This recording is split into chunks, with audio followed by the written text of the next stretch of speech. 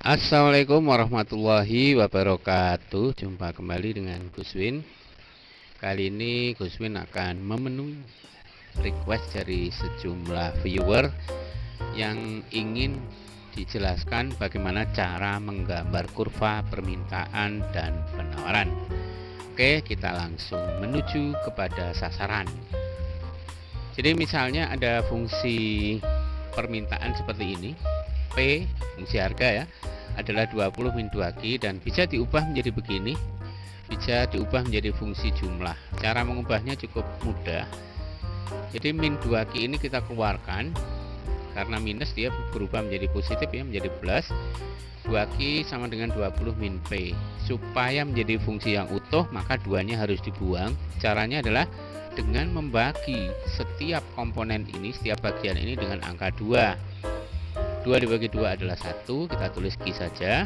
20 dibagi 2 adalah 10. 1P berarti di sini ada angka 1. 1 dibagi 2 adalah setengah. Kita tulis boleh dengan menggunakan angka desimal 0,5. Setelah itu kita akan mencari koordinat titik untuk masing-masing P dan Q ya, untuk masing-masing variabel. Caranya bagaimana? Cukup mudah. Jadi mula-mula boleh P-nya dulu atau Q-nya dulu, terserah di-nolkan. Misalnya saya nolkan dulu P. P ini diubah jadi 0, berarti 0 adalah 20 min 2Q. Berapa Q-nya? Kita pindah saja dia ke kiri, menjadi 2Q adalah 2 sama dengan 20 dan Q-nya ketemu 10.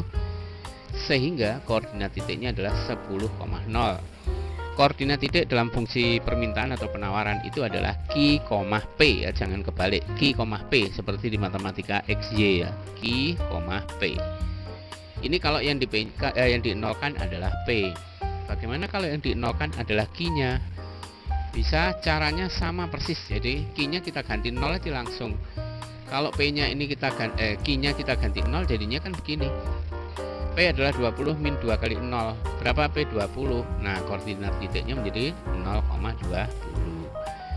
Bisa juga mencari koordinat titik pakai tabel semacam ini. Ini juga lebih cepat ya.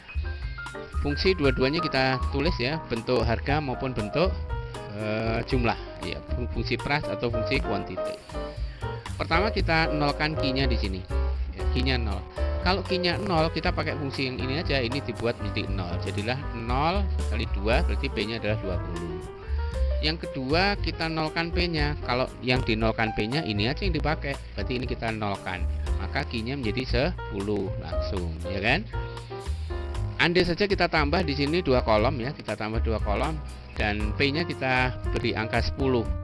Kalau ini 10 kali setengah berapa? 5. 10 kurangi 5 berapa? 5. Oh, berarti Q-nya 5. Kalau misalnya P-nya ini kita ganti lagi menjadi 2, misalnya turun ya. Apa yang terjadi? 2 kali setengah 1. 10 kurangi 1 9. Nah, di sini kita udah ketemukan 4 koordinat titik ya. Pertama 0,20, kemudian 10,0. Yang kedua 5,10 dan 9,2. Kita bisa gambar kurvanya dengan terlebih dulu kita siapkan skala ya. Misalnya ini kalau di sekolah mungkin kalian bisa pakai milimeter block anak-anak ya, bisa pakai milimeter block yang dilem di dalam buku apa ya, buku catatan ya bisa, atau pakai garis-garis sendiri kalau telaten. Tapi lebih bagus pakai milimeter block. Kita siapkan garis horizontal dan garis vertikal. Yang horizontal ini mewakili quantity, yang vertikal ini price.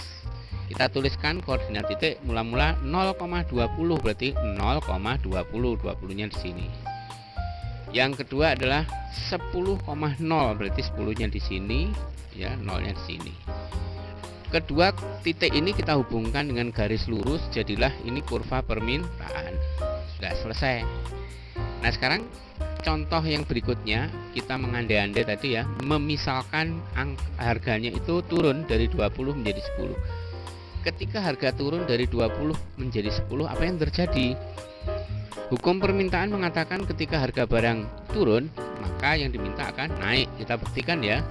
Ketika harga barang turun ke 10 sini, maka yang diminta akan naik yang diminta akan naik dari 0 menjadi 5. pada saat harganya turun lagi menjadi 2 di sini, maka yang diminta naik dari 5 menjadi 9 dari sini, ya kan?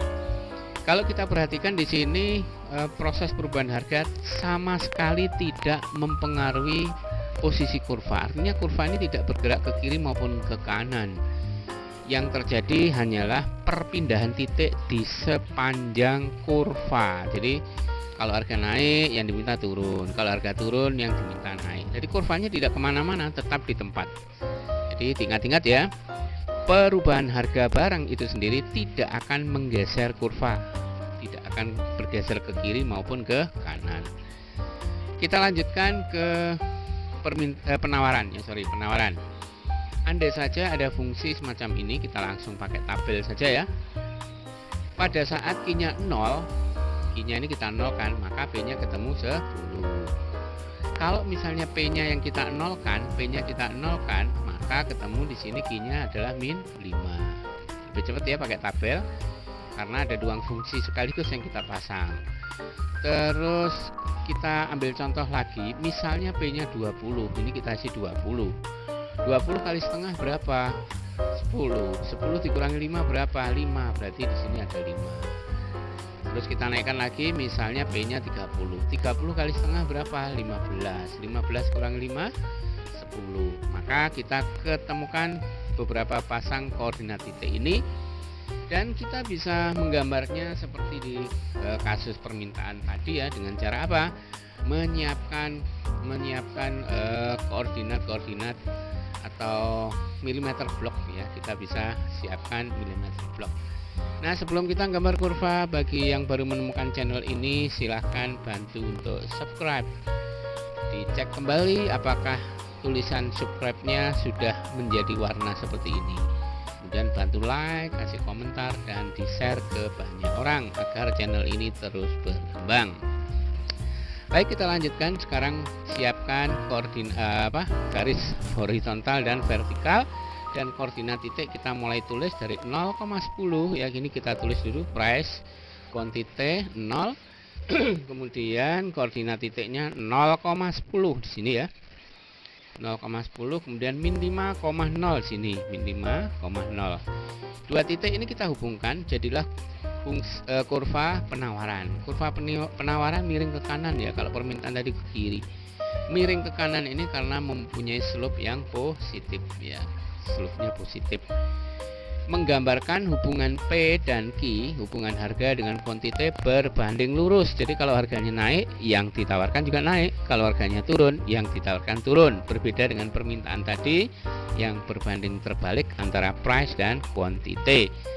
Kita lanjutkan, misalnya kita punya harga 20, maka yang ditawarkan naik dari min 5 menjadi 5. Jadi 20 di sini ya, 20 dengan harga 20, maka jumlah yang ditawarkan menjadi 5.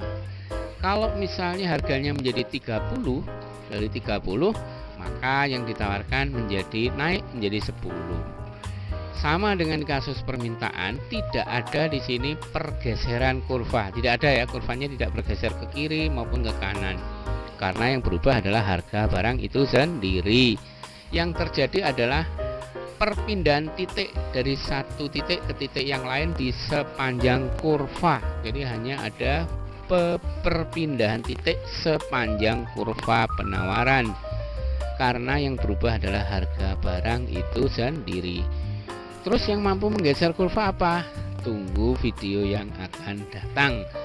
Oleh sebab itu, yang masih tertarik dengan video lanjutan ini, jangan lupa mengaktifkan tanda loncengnya agar tidak ketinggalan informasi video-video terbaru dari Guswin. Terima kasih sudah menonton. Sampai ketemu di video yang lain. Assalamualaikum warahmatullahi wabarakatuh.